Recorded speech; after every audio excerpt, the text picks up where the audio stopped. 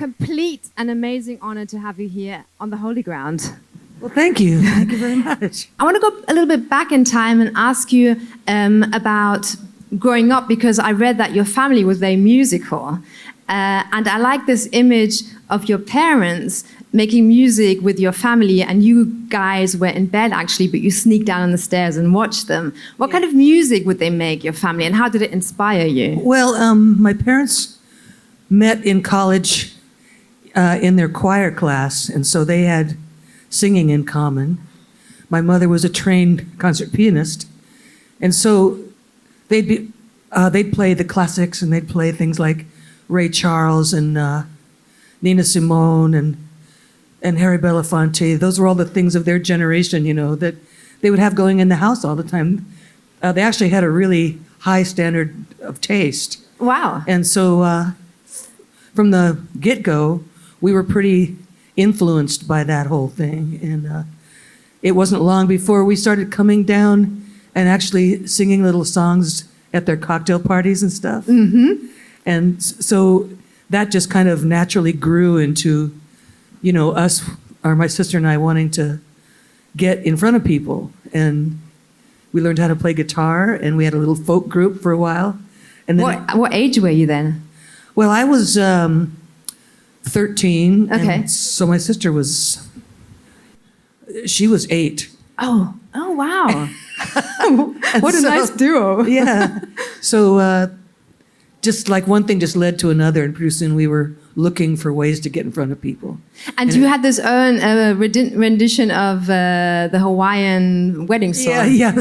But it was as sung by Ethel Merman. Yeah. So it had a bit of an entertainment factor. Yeah, big time. It was kind of vaudeville, and I think kind of surreal, because here's this 8-year-old singing Ethel Merman, you know. That's crazy. And of course, the guests had all had a few cocktails, and so it got kind of wild, you know. Then I read that you were inspired by the Beatles, Mm-hmm. but you sort of said, we don't want to be like their girlfriends. We want to be the fucking Beatles. That's right. Yeah. And that's a huge difference. I know. That's crazy. Yeah. And it just because my sister and I were so young at that point that we didn't really identify as women yet. We were children, so to us it was just like playing. Okay. And then, like, that kind of play just evolved into doing rock, you know. Yeah, because I was intrigued by that, because I was thinking because I mean, that was a time where, as a girl, you would rather think, okay, I want to be a girlfriend rather than actually be a Beatle. So I was surprised that you thought, no, we want to be a Beatle. Yeah. So it was because you're quite young. Yeah, and my parents, I've got to give my mother her due. She never tried to force us to be girly, you know. She just said, basically, whatever you want to do, if it makes you happy, I'm behind it, you know. So I think it was an adjustment for her that 2 out of her 3 daughters went into the entertainment thing. But yeah. She wrote it out. It was good. Okay.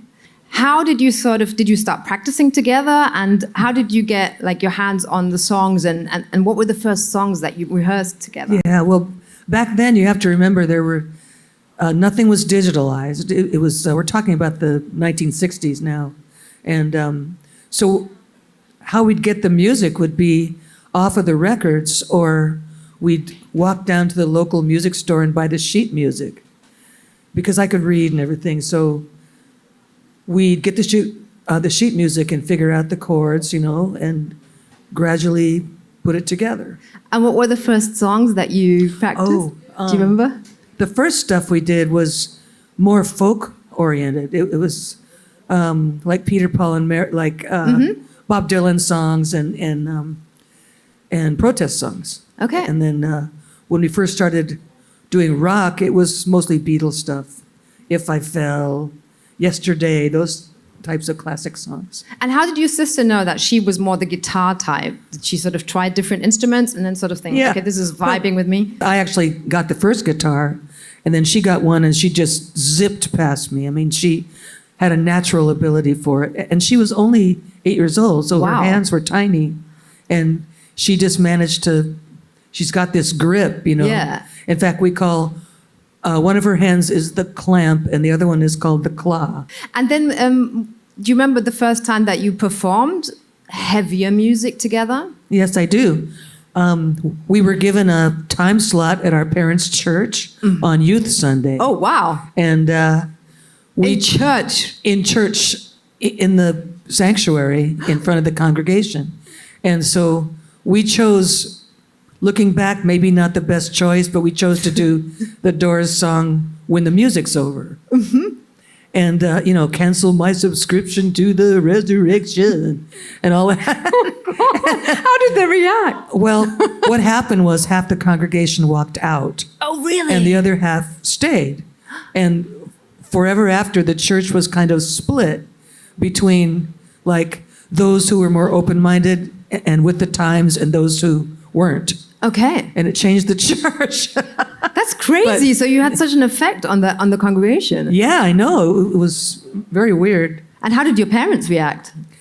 They loved it. They really they patted us on the back because they were kind of, you know, progressive people, and Yeah, so wow. they liked to see us just up there doing it, you know, getting a big response. So Amazing. And do you remember the first sort of rock concert that you actually went to that left an impression on you?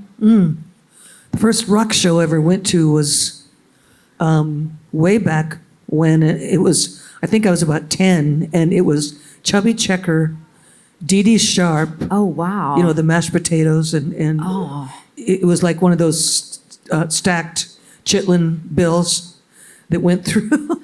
And That must have been amazing. yeah, my big sister took me Oh, wow. Okay. with her, yeah. And did you sort of, like admire them and the performance and think, okay, I want to do that. I want to go on stage and...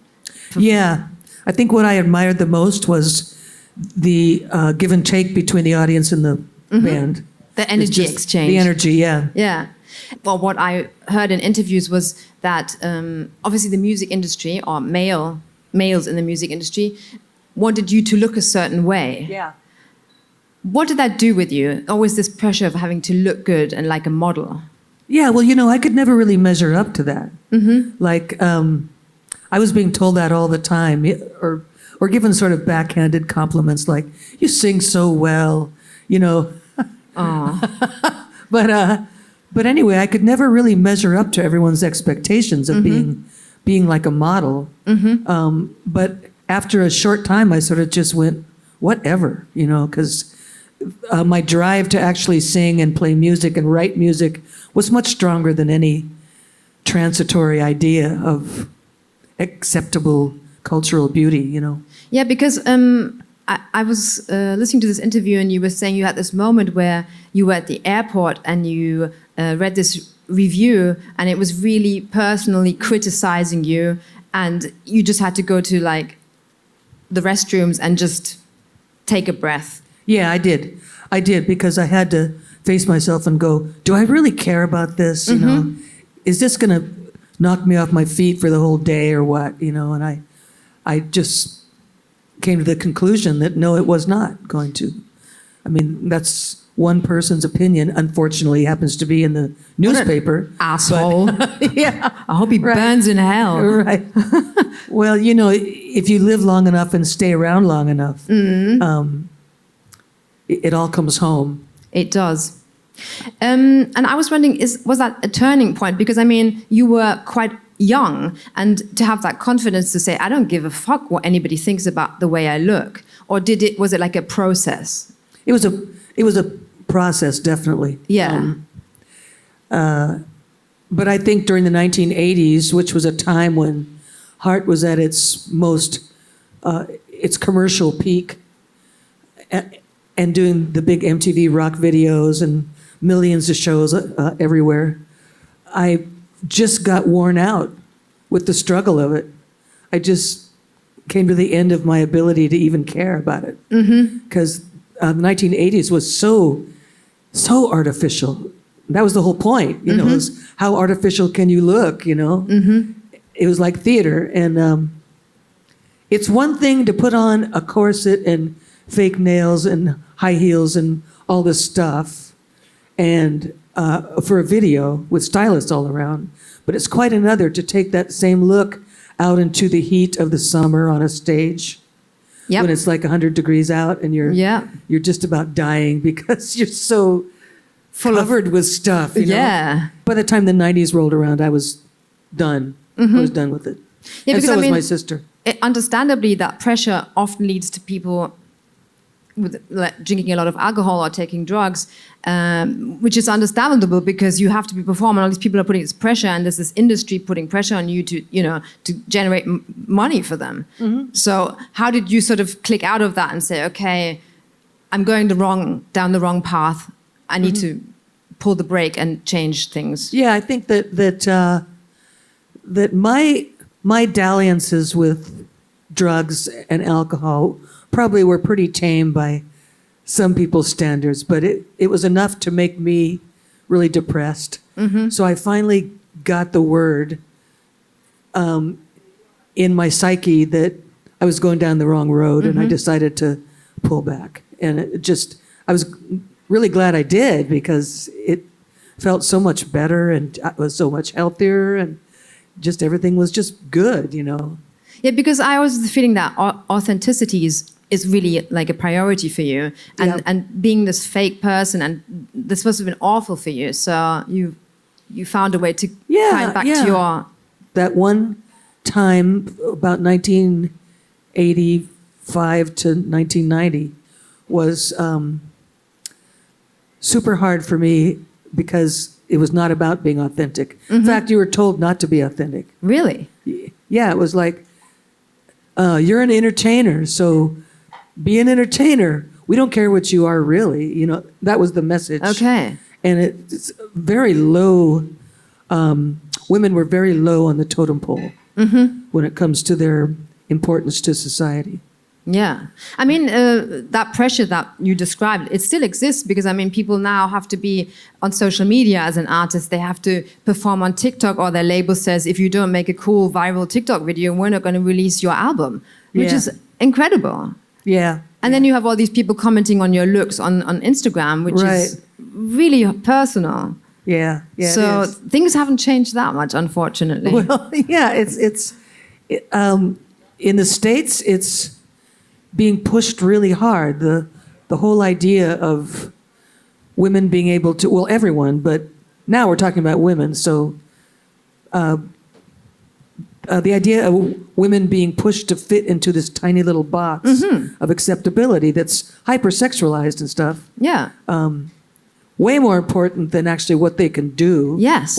What's between their ears, Completely. And it's really difficult when you're a young artist to say, no, this is not what I am. Because like with Billie Eilish, for instance, that was not what she was. And she said, okay, I'm not going to be that. But she had like parents who guided her really well. So she had that confidence. But a lot of young girls will just, say, okay, fine, I'll do what the record, what management tells me to do. Yeah, I think she's a fine example of somebody who really has guts. I mean, she's brave, and she is willful, and she just does it.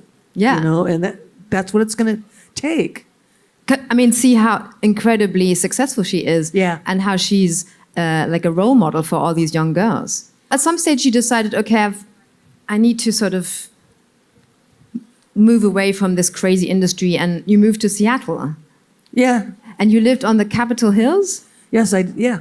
And I love the story about the way you had like an open house if I got this right, and like bands would come and hang out in your place. Can you tell us a little bit about that? Yeah, the house that I had in Seattle was centrally located. Most of the grunge, so-called grunge scene was sort of around Capitol Hill, and so I had a big house, and my kids Lucky you. Yeah, my kids were grown and gone. So yeah, and a pool. So they would all come over after a show, and in Seattle in those years, the music scene was really tight knit, and the community, there was no competition between people. They were friends, and they jammed with each other and got up on each other's stages, and they liked to hang out after shows together. So my house was a natural. Yes. And there was one big room that was all carpeted with a fireplace in it. And so I took all the furniture out, And they would just go in there and sit around on the carpet against the walls and drink their beer and hang out together. And sometimes it was really necessary because a lot of people in that scene did not survive. I mean, there were a lot of drug ODs and stuff. So every time somebody died, there'd be a get together and almost like they'd sit Shiva. And it was really healthy for them because the grunge scene was comprised mostly of young men who didn't understand what the record industry was really about. They just knew that they were being lured in. Yeah, and because they were grunge and wore plaid shirts and all that kind of stuff from those days, they were just being signed like that. And they loved the idea of being signed, but they didn't really get what it was going to be like. And so they were bluesed out about that, you know. Yeah. So they had a lot to sit on the carpet and talk about. Yeah, and with bands like Soundgarden and Mudhoney, I think that hang out at your place. Because I was Pearl reading, Jam and Alice in Chains. Yeah, because I was reading the Dave Grohl biography, or well, his own autobiography, and he was talking about Kurt Cobain, and it's exactly what you're describing. That all of a sudden they're really successful, and they have to get to grips with the fact that there's this industry, or somebody's saying you have to be there, you have to be there, you have to release an album, and all this pressure. And I mean, like, the whole reason why he's making that music is because he doesn't really function like that. Right. So so that must be really hard if you have this success, but you're like torn inside. And then you sort of decided, okay, I don't want to perform in big arenas. I want to sort of downsize it a bit because why did you decide that? Yeah, I think that both my sister and I felt by the end of the 80s that we needed to blow off steam. It was an incredible pose to hold for 6 years. And so when it was over, we both just wanted to go back to Seattle and just be family people. And we got a little side project called the Love Mongers going together, which was just a vocal band. And we, played a bunch of gigs, went on tour a couple of times, made an album and everything. Of course, not commercially successful because it was just way too alternative. But that wasn't what it was about anyway. No, it was not. And it served the purpose to really help us relax. Yeah. And come back to ourselves and be real and just be who we really are. And talking of relaxing, I heard that you, I think in 2013, you decided to get into meditation. Yes, yeah. Do you still practice meditation? And what did it change for you? It was 2012, and I did because I found myself getting stressed out again, just over little things, and it was turning me into a really nervous person. So I decided to try techniques like that, and I learned how to meditate and started doing it, and it really took a gigantic load off just to quiet the mind, I think we've all got monkeys running around upside in our brains. And it just calmed down the monkeys, made them all just chill. It's hard to be still at first. But when you do find that place where you can be still, it's remarkable and just so freeing. You can take a big breath, I mean, that's a big issue anyway for artists or anybody in the entertainment industry, mental health. Right. So I think it's more and more important that people sort of think, okay, this is all a crazy industry, maybe I should get into meditation or whatever, because they can't cope with all of it anymore. Right, yeah. Yeah. And meditation techniques can be used anywhere, anytime. So you don't have to swallow a pill or take a drink or something because it's right there with you, always. A lot of people are like astounded by the fact that your voice is as magical as it was a long time ago. But what I find interesting, I think you said this, the only thing you do is you take arnica, which is this... Yeah. And I didn't discover arnica until just like last year. Really? All these many decades of singing and dealing with being hoarse and everything, and then I finally just stumbled onto it because I knew that arnica in small quantities takes down swelling and bruising. So I started taking it in mega doses, and it did the same thing for my throat. So wow, that really helps me. Yeah, maybe we should promote arnica a bit more because I mean, especially in metal, there's a lot of screaming going on. Right. Yeah. Well, I just got to say that it's really important. Like nothing is a silver bullet. Yeah. You have to sing correctly, and if you go around screaming, it's just skin. You're going to wear your throat out. But if you sing correctly and take some arnica and drink a lot of water, I think that's a good plan. And you always warm your voice before you go on stage for an hour and you sing songs, don't you? So what are the last things you were singing along to? The last couple of songs I've been warming up to are, I've been singing along with U2, Joshua Tree album, and with Emmylou Harris to a Wrecking Ball album. Oh. And if I sing along with both those albums, I'm warmed up. And is there any metal bands that you're into? Lizzie Hale. I think they're great. Yeah. Yeah. Cool. And then what I heard was you decided at some stage during the pandemic, you're going nuts. You want to go on a road trip. Yeah, we did. My husband and I were locked in the house for a year, and we decided we couldn't take any more. And so we got vaccinated, put on masks, and we leased a tour bus and drove off from our home in Florida all the way to the West Coast and went to see people in Seattle and did some recording up there and went to LA and San Francisco. We came back, we went to all the national parks. Wow.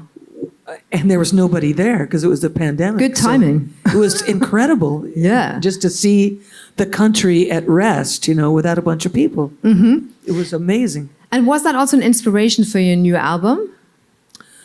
Yeah, that was part of it. Yeah, some of the songs that I wrote on that trip, like Black Wing, for instance, and As the World Turns, I think, written on that trip. And how did you choose the covers? Because I love Missionary Man, for instance. How did you choose the songs? Well, Missionary Man, like I always loved the Eurythmics. It's like, how can you beat it? You can't, no. But well, you can. Well, Annie Lennox would agree on that. Well, I just did it different, because in the States right now, there's this huge split in the country, left wing and right wing, and the right wing is pretty much, evangelistic Christians and big mega churches and all that kind of stuff. So I thought it was a perfect time to take Missionary Man and, and make it into a great big mega church production. We got a Southern Baptist gospel choir on it and everything. Amazing. Just made it huge. And talking of which, how do you feel about Roe versus Wade? I mean, things like that happening in your country. It's insane because the majority of the people in the States are pro-abortion. It's just how it has to be.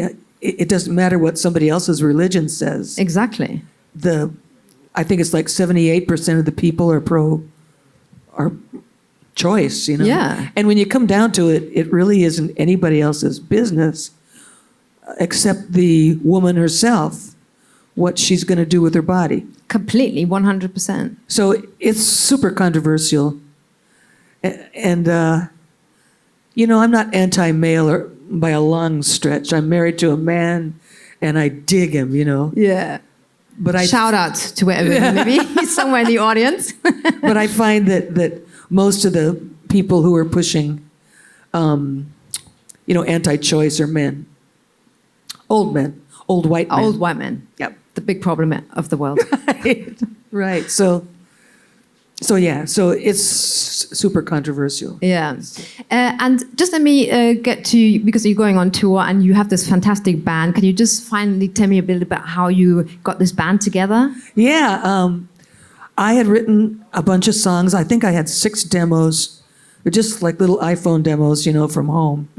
And I had always wanted to go work at Muscle Shoals Fame Studio as a bucket list thing. And So I decided to go do that. And my friend Vince Gill turned me on to Tom Bukovac, who is my guitar player now, and said, this guy rules, you know. He can play anything. He's a great director for your band. So I got in touch with Tom. I asked Tom to bring musicians along to the sessions. And sure enough, we started working on these demos. And they really, well, first of all, we really hit it off. I mean, this rare thing happened where, like, we liked each other, our senses of humor meshed. Difficult. That's not easy to find. It's very important. Yeah. The hang is very important. Completely. Yeah. And then they had great ideas for the demos, and we just worked as a team. It just fell into place. So we liked each other so much that I asked them if they wanted to come out on the road, and they did. So my husband calls them the Amazing Dogs. Yeah. And it stuck. So, Yeah. So that's the name of the band. Yeah. And I think you're going on tour. You'll be with ZZ Top, for instance. But are you coming to Europe as well, or? Well, I hope so. I mean, this is So our do I. first. Yeah, I'm here. But this is our first foray into Europe as a band. This band. Okay. But I'm hoping for much more. Well, so are we. Would you all like to see the band here in Europe, in Germany, perform? Yeah. Thank you so much. You're welcome. Thank for you your time. It was lovely talking to you. And Yeah, I'm definitely coming tomorrow. I'm going to rock. Okay, great. Thank you so much. All right.